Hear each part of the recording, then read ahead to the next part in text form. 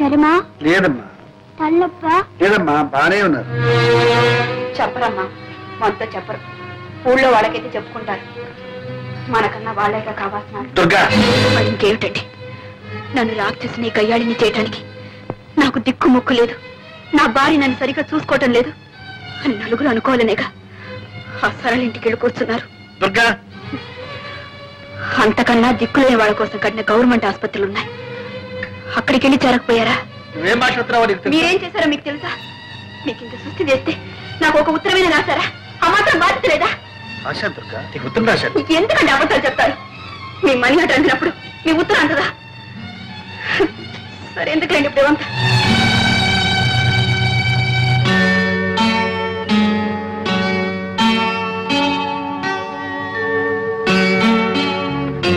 Mummy, డాడీకి తలనొప్పిగా ఉందంట.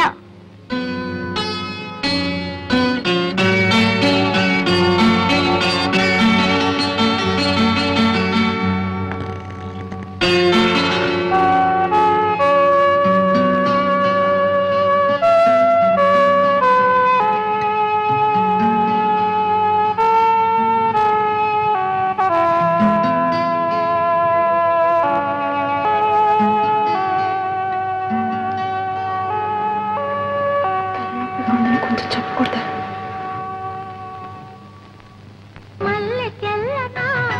మంచు చల్లనా, మంచు చల్లనా, మమత వెచ్చనా, మధుర భావన, అన్ని కలిసి ఉన్న మనసు చేయు అర్పణ, అనురాగ దేవతార్చన. అనురాగ దేవతార్చన.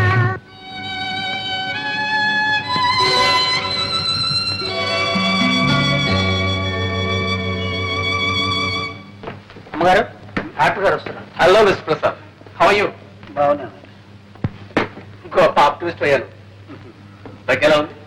అప్పుడు కొద్దిగా వస్తుంది. మందులవి సరిగ్గా తీసుకుంటున్నా? తీసుకుంటున్నానండి. తీసుకుంటున్నారు. ఇక్కడ చూడండి, అన్ని మందులు దీంట్లోనే ఉన్నాయి. ఇంతకన్నా మందుల షాప్ లో ఉండొచ్చు కదా సార్. ఇతరకంటే ఇతర నాన్నగారు మంచి మనిషి. నేను ఏం చెప్పినా వెంటనే వినేవారు. రేపు మీకు జబ్బు రాబోతుంది, ఇవాళ్లే మందు తీసుకోండి అంటే వెంటనే తీసుకునేవారు. నవ్వా డాక్టర్ గారు, చిన్న బాబుకి మొండితనం ఎక్కువ. ఇతనికి మందు ఇవ్వాలంటే ఒళ్ళు మీద కూర్చోబెట్టి ఇలా నొక్కి ఉగ్గిళ్ళు పోయాలి. Take a deep breath.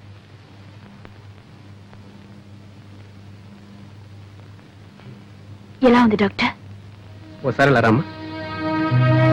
వస్తాను miss Prasad. Thank you doctor.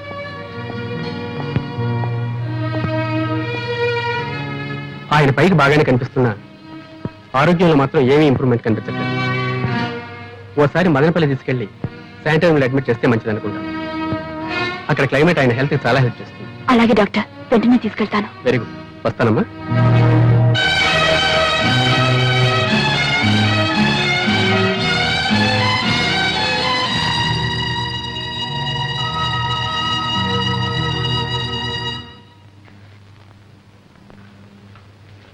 ఏమన్నా డాక్టర్? మదనపల్లి తీసుకెళ్ళమన్నారు. ఈ డాక్టర్లకు చూపించడమే పొరపాటు. ఏదో ఒకటి చెప్తుంటా. ఈ సళ్ళకి అంతకన్నా పని లేదు. వద్దమ్మాటలు కొద్దీ డాక్టర్ని పంపిస్తాను.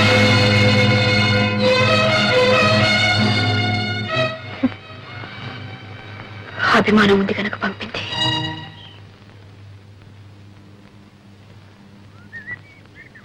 చూడు బాబు, ఇది హైదరాబాద్ చేరాల్సిన ఉత్తరం. నేనెవరో తెలియక ఇందులో పడేశారు. చాలా రోజుల నుంచి ఇది మా ఇంట్లోనే ఉంది. ఇది వాళ్ళకి ఇచ్చే. ఇలా ఇవ్వండి, నేను పోస్ట్ చేస్తాను. శ్రీమతి దుర్గా ప్రసాద్. ఇదిగోండి మీ పోస్ట్. అమ్మా, ఈ గాజులు అవునండి, పిల్ల పెరిగిపోయింది. దాని చేతికి గాజులు పట్టడం లేదు. పైగా స్కూలుకు వెళ్తుంది. ఈ రోజుల్లో పిల్లలకు బంగారు గాజులు వేసి స్కూలుకు పంపాలంటే ప్రాణానికి ప్రమాదం. నిజమే. దొంగలకి ఎలా తెలుస్తుంది బంగారం ఇతడు? ఎత్తడైనా బంగారం అయినా ప్రాణాలు తీస్తారు బంగారం అనుకుని. కానీ మాకు తెలుస్తుందిగా, మేమెలా మోసపోతాం? ఏమిటండి మీరు అనేది? ఈ గాజులు ఇక్కడ కొన్నవేగా? ఇక్కడ కొన్నాయా? నువ్వు కొన్నావా? ఇదే రోడ్డు గోల్డ్ షాప్ అనుకున్నావా? చూడడానికి టిప్ టాప్ గా ఉన్నావు, మోసం చేద్దాం అనుకున్నావా? ఆ పప్పులు మా దగ్గరే ఉడకవు. చూడు, ఇప్పుడు పోలీసుని పిలిపిస్తే నీ చేతికి బేడీలు పడతాయి. ఇంకెక్కడా చూపించుకో.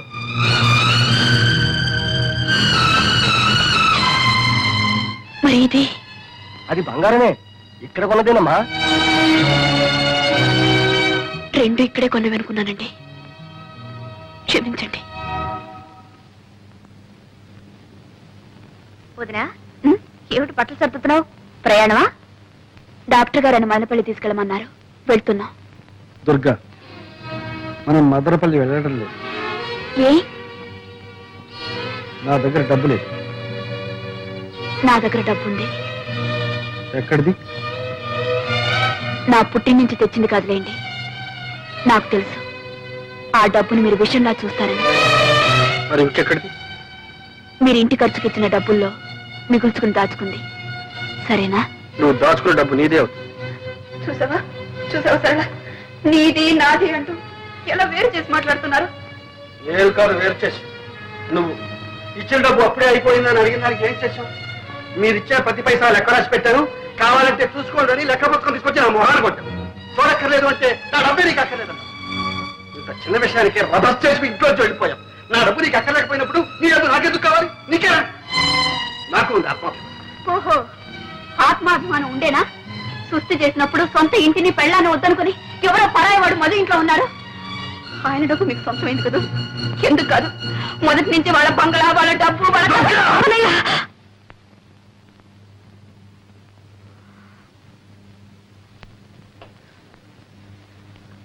ఏమిటిది? మీరు ఇలా కీచులాడుకుంటుంటే నాకు సిగ్గుగా ఉంది. అడగవే, ఆయన అడుగు.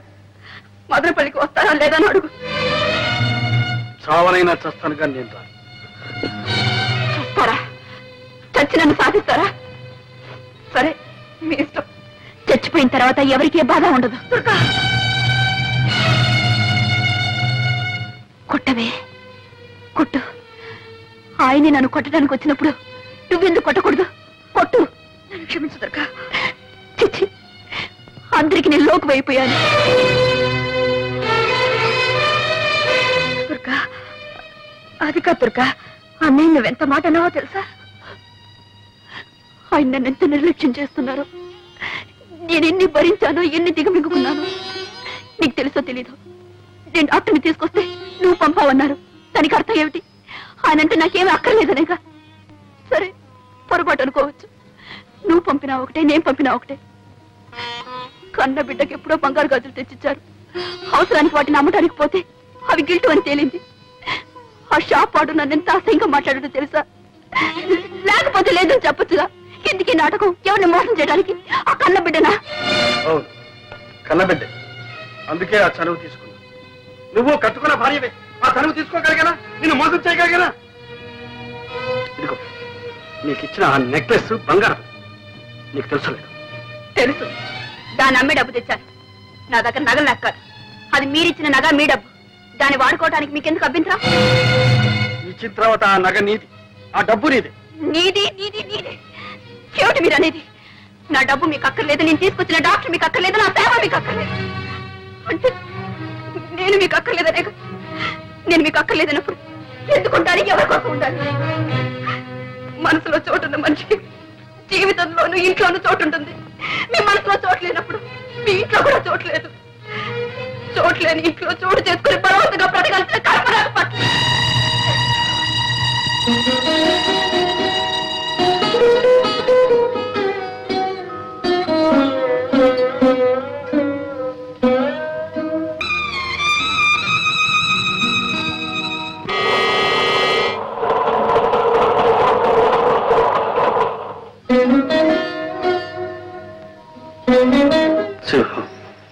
చిన్నబాబు, అది హైదరాబాద్ వెళ్ళే రైలు కదా? అవును, అది నా గుండెల మీదకి వెళ్తుంది. దుర్గా ఆ రైల్లోనే వెళ్తుంది. రైలు తిరిగి వస్తుంది. దుర్గా ఎందుకని చిన్నబాబు రాదు. దుర్గా పిలిస్తే నేనెందుకు వెళ్ళలేదు? అందుకే మనసు విరిగిన మనిషి, మరణించిన మనిషి మళ్ళీ రావడం అసంభవం.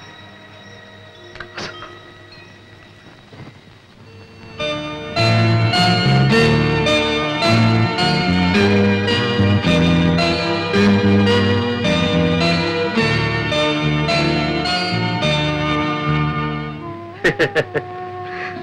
నాకు బాధలు ఎక్కడున్నాయమ్మా? దొరకలేకపోతే నేను ఒక్కడిని ఎక్కడైనా ఎలాగైనా బ్రతకాలి, హాయిగా బ్రతకాలి. దుర్గ లేకపోవడమే నీకు హాయిగా ఉందా అన్నయ్య? బాధలు లేకపోవడమే హాయి కదమ్మా.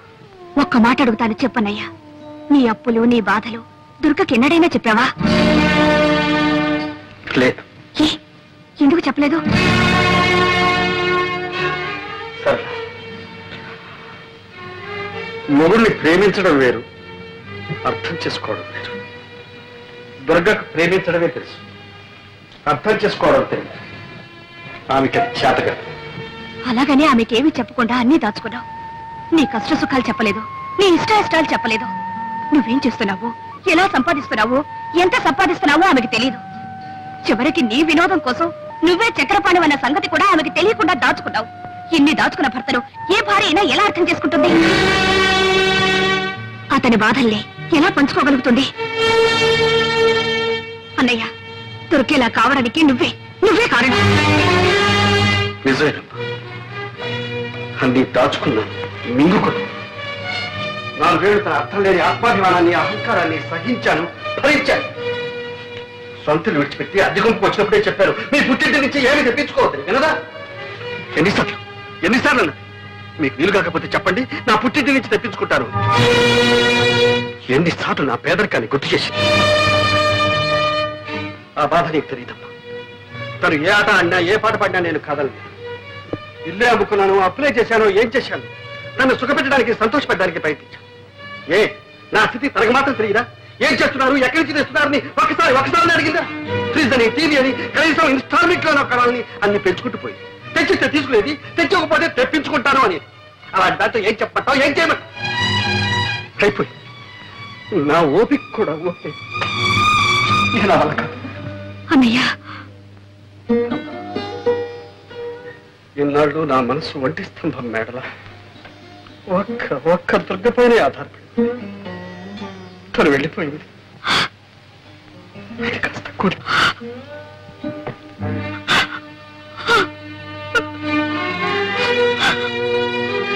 నువ్వెందుకమ్మా కంగారు పడతావు? నేను చచ్చిపోతాననుకుంటున్నావా? నో, లేదా, నేను అంత తేలిగ్గా చచ్చిపోలే. నేను వెనకపోతే నాకున్న బాధలన్నీ అనాథలై, అందుకని నేను పూర్వం. అమ్మా కవిత, మీ డాడీ రాలేదేమమ్మా? మా డాడీకి ఒకటి జ్వరం, తలనొప్పి. ఏ డాడీకి ఒంట్లో బాగాలేదా? అవును తాతయ్య. మరి మమ్మీ నువ్వు వచ్చేసరే? మా డాడీ మమ్మీ పోట్లాడుకున్నారు, ఇక రానని వచ్చేసింది. ఓహో, అలాగమ్మా, నీకేం భయలేదమ్మా. డాడీ దగ్గరికి నేను పంపిస్తానుగా. వెరీ గుడ్ తాతయ్య. వెరీ గుడ్, నువ్వు వెళ్ళి ఆడుకోమ్మా. ఏమిటండి ఇది?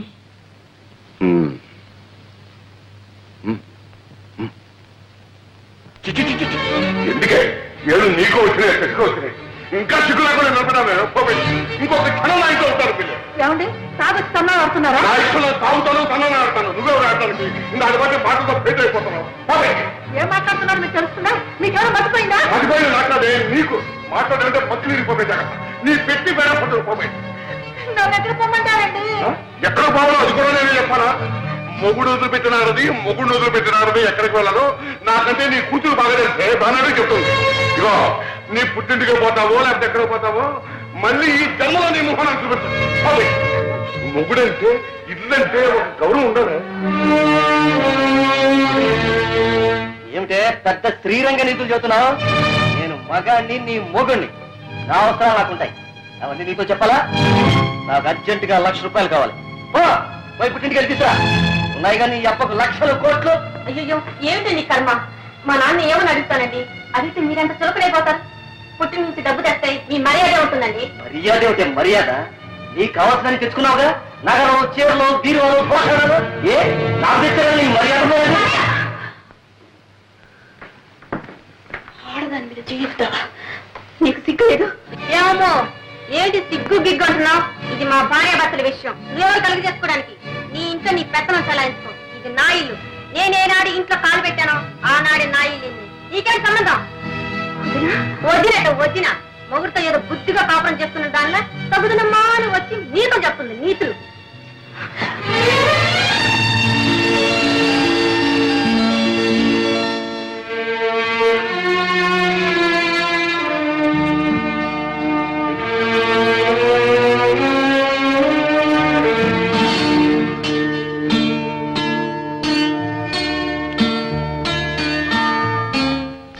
దుర్గా ప్రసాద్.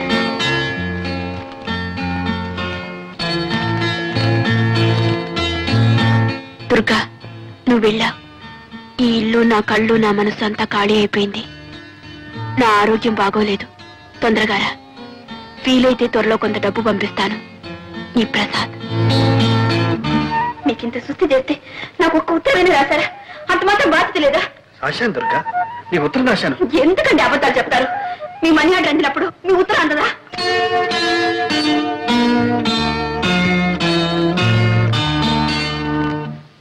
దాంపత్య జీవితం మధురాతి మధురంగా మలుచుకోవాలంటే ప్రతి భర్త ప్రతి భార్య ఒక్కసారి కాదు 100 సార్లు చదవాలి చక్రపాణి గారి ఆత్మార్పణని. భగవద్గీత ఎన్నిసార్లు చదివినా ప్రతిసారి అంతో ఇంతో కొత్త అర్థం గోచరిస్తుంది, కొత్త ఆనందం కలిగిస్తుంది. అలాగే ఆత్మార్పణ నవల చదివితే అలాంటి ప్రయోజనమే కలుగుతుంది. మహిళా మండలి అధ్యక్షురాలు శ్రీమతి యశోధర గారికి ఈ ఆత్మార్పణ మొదటి ప్రతిని ఇవ్వటం చాలా సముచితంగా ఉంది. చక్రపాణి గారికి కూడా 2 మాటలు చెప్పాలి.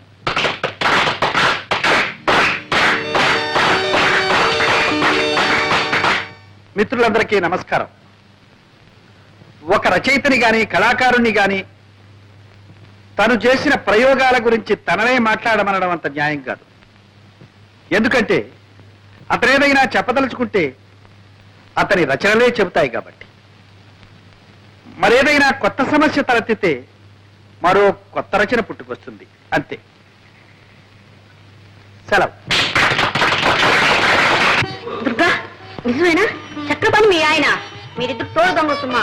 పంతాలు కూడా చెప్పకుండా ఏమ్మా దుర్గా, నాతో కూడా చెప్పలేదు, అంత దాచుకున్నావు. ఉండండి అత్తయ్య. ఇంత గొప్ప రచయిత భర్త కావటం ఎంత అదృష్టమో తెలుసా? అరే, ఆయన పుస్తకాలు 3 సార్లు చదివాను.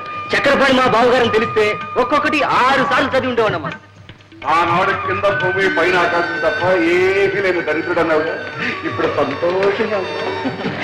చాలా సంతోషంగా ఉందండి.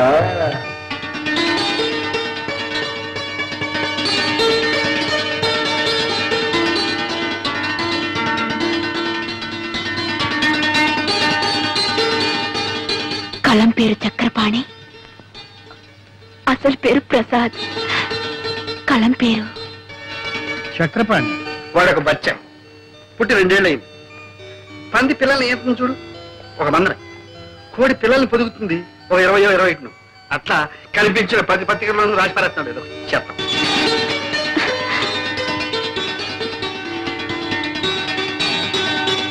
ఆత్మార్పణకు మరో పేరేనా? చెల్లి సరళకు అంకితం.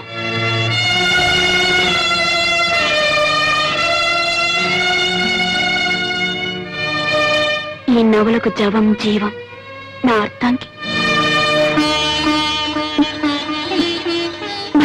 దుర్గా.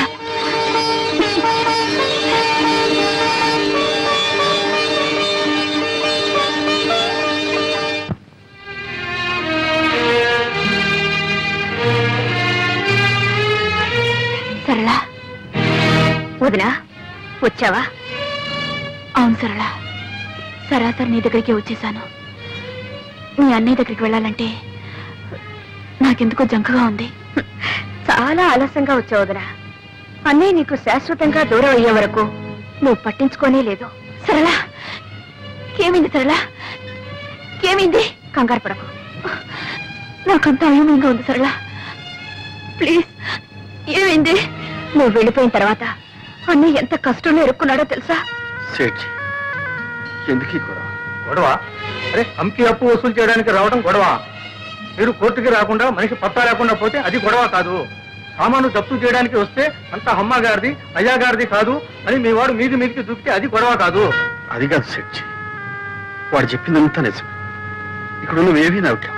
మర్యాదగా జప్తు చేయనిస్తారా? సరే, అది నాది కాదు ఇది నాది కాదని మడత పేచీలు పెడితే రేపు ఈ పాటికి అరెస్ట్ వారెంట్ తెచ్చి అతన్ని జైల్లో దోయించేస్తాను.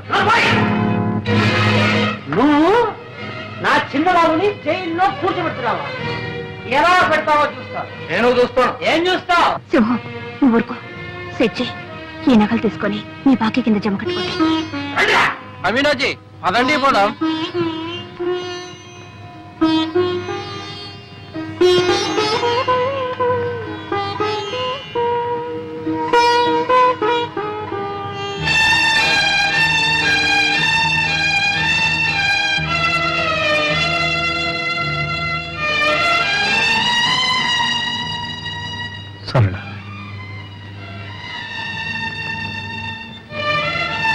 తీర్చగల రుణాన్ని తీర్చలేని రుణాన్ని నాకు మిగిల్చావా? అన్నయ్య అంత బాధలో కూడా నాకు కబురు చేశాడే గాని నీ పేరు తలపెట్టలేదు. ఒక ఆడది భర్తను ఆదుకోగల ఆపద ఇంతకన్నా ఏముంటుంది? వదినా, నువ్వు ఒకప్పుడు అన్నావు చోట్లేనింట్లో చోటు చేసుకొని బలవంతంగా బ్రతకడం కట్టి వెళ్ళిపోవడం మంచిదని. ఇప్పుడు నేనంటున్నాను నువ్వు వెళ్ళిపోవడమే మంచిదని. నీకెదురయ్యే అవమానాన్ని నువ్వు భరించలేవు. సరళా, అవునుదిరా, ఆత్మాభిమానం అనేదానివి. ఆత్మాభిమానం అనే పేరుతో అహంకారం పెంచుకున్నావు. కానీ ఆత్మాభిమానం అంటే ఏమిటో నిజంగా నీకు అర్థం తెలియకుండా పోయింది. భార్యాభర్తల మధ్య కావాల్సింది ఆత్మాభిమానంతో పాటు అవగాహన.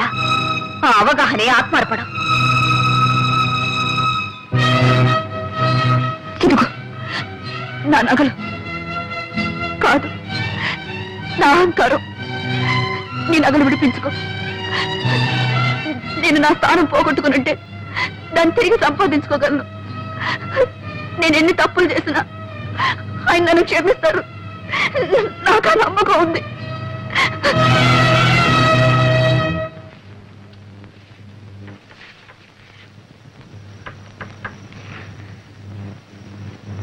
కవిత, నువ్వు ముందు వెళ్ళమ్మా.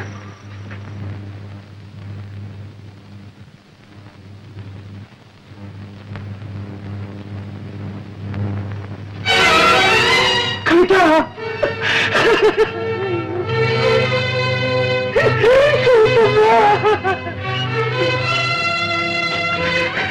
అమ్మ రాలేదమ్మా. అమ్మ వచ్చిందా?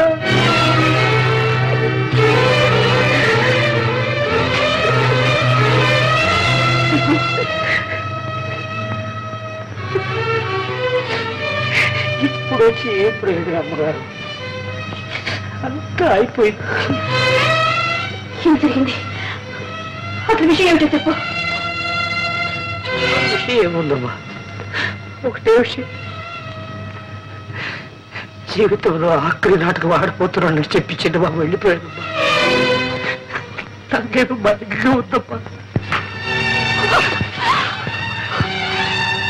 ఆయన ఆఖరి నాటకం చెప్పినా కూడా వెంట వెళ్లకుండా ఇక్కడే ఉన్నావా?